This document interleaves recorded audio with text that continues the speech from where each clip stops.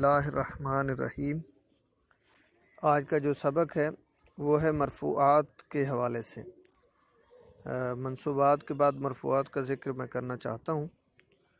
تو ایم اے اسلامیات کا سوال ہے، پرچہ عربی زبان و ادب کا۔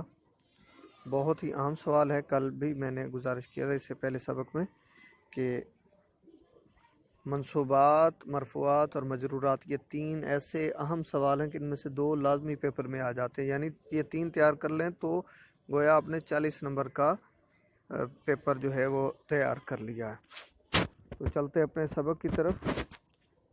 سب سے پہلے ان کی تعریف پڑھتے ہیں۔ تو مرفوعات مرفوع کی جمع ہے۔ مرفوع سے مراد وہ شے ہے یا مرفوع اس شے کو کہتے ہیں جس پر رفع ہو، یعنی پیش ہو۔ یہ کل 8 چیزیں ہیں جو مرفوع پڑھی جاتی ہیں۔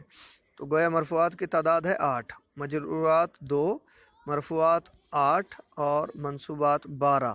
منصوبات پہ ہماری بحث ہو چکی، مرفوعات کی طرف چلتے تو مرفوعات کتنے؟ 8 جو کہ درج ذیل ہیں۔ نمبر 1 مبتدا، نمبر 2 خبر، نمبر 3 فاعل، 4 نائب الفاعل، نمبر 5 افعال ناقصہ کا اسم، اور اسی طرح ما والا مشابہ باللیس کا اسم، اور نمبر 7 حروف مشبہ بالفعل کی خبر، اور آخری ہے لا نفی جنس کی خبر۔ تو ان پر علیحدہ علیحدہ بحث کرتے ہیں۔ تو سب سے پہلے مبتدا اور خبر دونوں کو دیکھ لیتے ہیں، کیونکہ یہ جملہ اسمیہ کے ہی حصے ہیں دونوں، اور دونوں ہی مرفوع کرتے ہیں، اس وجہ سے اس کی اکٹھے ذکر کرتے ہیں۔ یہ دونوں جملہ اسمیہ کے حصے ہیں اور مبتدا اور خبر دونوں کا آخر مرفوع ہوتا ہے۔ مبتدا وہ اسم ہے جو ابتداء کلام میں آتا ہے۔ مبتدا سے مراد جس سے بات شروع کی جائے، لفظی معنی اس کا یہ ہے۔ تو ابتداء کلام میں آتا ہے اور مسند الیہ ہوتا ہے، یعنی اسی کی طرف نسبت ہوتی ہے بات کی، اسی کی بارے میں خبر دی جا رہی ہوتی ہے۔ یہ اکثر معرفہ یا نکرہ مخصوصہ ہوتا ہے، جیسا کہ الشجر طویل۔ اب اس میں دیکھیں کہ الشجر معرفہ ہے اور یہ مبتدا ہے، اور اسی طرح طفل صغیر، چھوٹا بچہ، جمیل خوبصورت ہے۔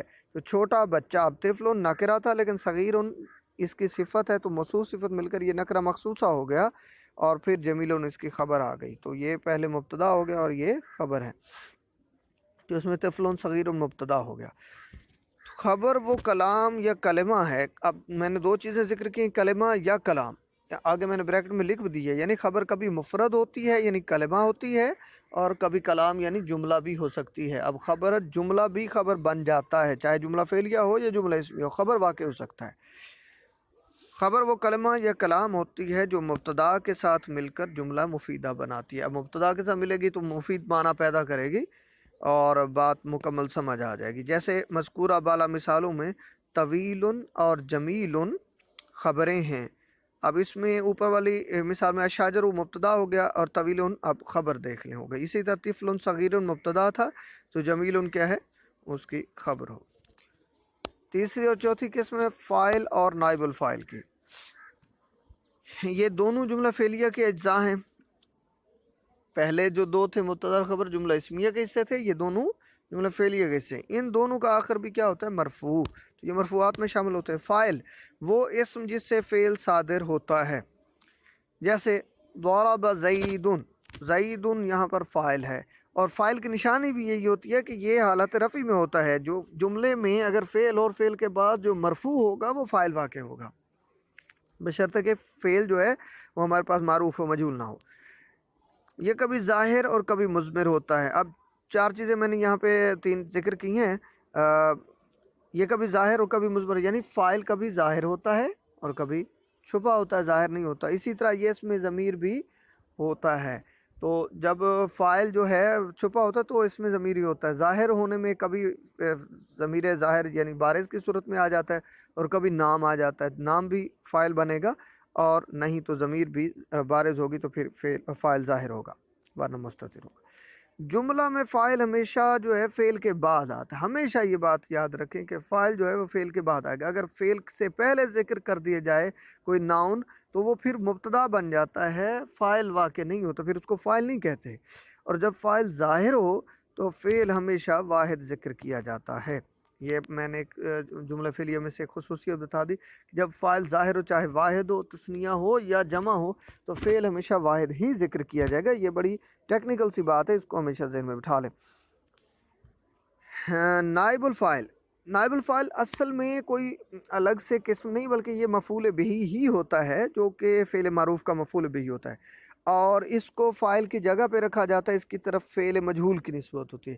یعنی جب فعل مجہول ہو جائے تو پھر اس کی نسبت، چونکہ اس فعل مجہول ہوتا ہی وہ ہے جس کا فاعل نامعلوم ہو، جس کا فاعل معلوم نہیں ہوتا، ظاہر بات ہے فعل کی نسبت تو کسی طرف کرنی ہے، تو ہم مفعول کی طرف کر دیتے ہیں، اور اس وقت مفعول کو فاعل جیسا اعراب دیتے تھے، اور اس مفعول کو نائب الفاعل کہتے ہیں۔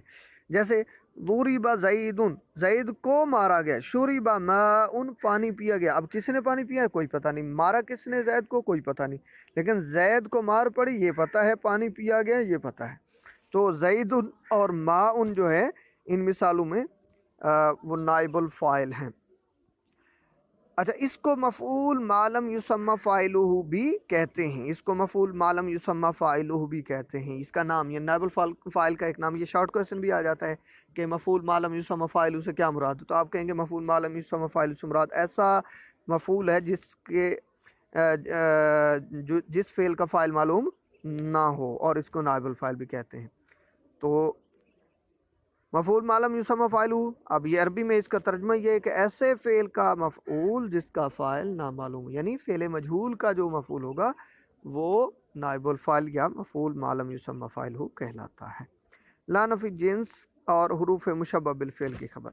لا نفی جنس اور حروف مشبہ بالفعل یہ دونوں جملہ اسمیہ پر داخل ہوتے ہیں، یعنی حروف مشبہ بالفعل جو ہمارے پاس ہیں 6، انشاءاللہ نیکسٹ اس پر بھی بات ہوگی، تو یہ جو 6 ہیں یہ بھی جملہ اسمیہ پر داخل ہوتا ہے، اسی طرح لا نفی جنس بھی جملہ اسمیہ پر داخل ہوتا ہے، اور کیا کرتے ہیں جملہ اسمیہ کی خبر کو رفع دیتے ہیں، اور جملہ اسمیہ کی جو خبر ہوتی ہے وہ ان کی خبر کہلاتی ہے، یعنی جو مبتدا ہوتا ہے وہ ان کا اسم کہلاتا ہے، اور خبر جو ہے ان کی خبر کہلاتی ہے۔ جیسے لا رجل قائم، اب لا رجل میں لا نفی جنس ہے، رجل اس کا اسم ہو گیا جو منصوب ہے، جو ہم منصوبات میں پڑھ چکے ہیں، اور قائم مرفوع، اور یہ اس کی خبر ہے۔ اسی طرح ان زیدا قائم، اب اس میں انا کی جو خبر ہے وہ قائم ہے، اور یہ دونوں دیکھیں قائم ان دونوں مثالوں میں مرفوع ہے، اور یہ جو ہے مرفوعات میں اسی لیے شامل ہو جاتا ہے۔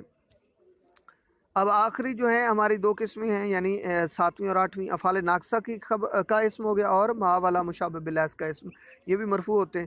تو یہ ہم پڑھ چکے کہ یہ دونوں جملہ اسمیہ پر داخل ہوتے ہیں، افعال ناقصہ جو ہیں ہمارے پاس 11 ہوتے ہیں، اور اسی طرح ما والا مشابہ بالاس جو ہے یہ بھی، تو یہ جملہ اسمیہ پر داخل ہوتے ہیں، اور مبتدا کو جو ہے وہ رفع دیتے ہیں، جملہ اسمیہ کا جو مبتدا ہوتا ہے اس کو رفع دیتے ہیں، جن کا اسم کہلاتا ہے۔ جیسے کان زید قائما، کان زید قائما، اب اس میں کانا فعل ناقص ہے اور زید اس کا اسم ہے، اور یہ مرفوع ہے۔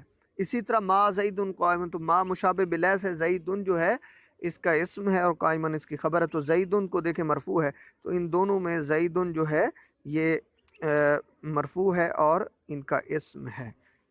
تو یہ جو ہے ہمارے پاس کل ہو گئیں 8 اقسام جو کہ ان کی مرفوعات کی ہیں۔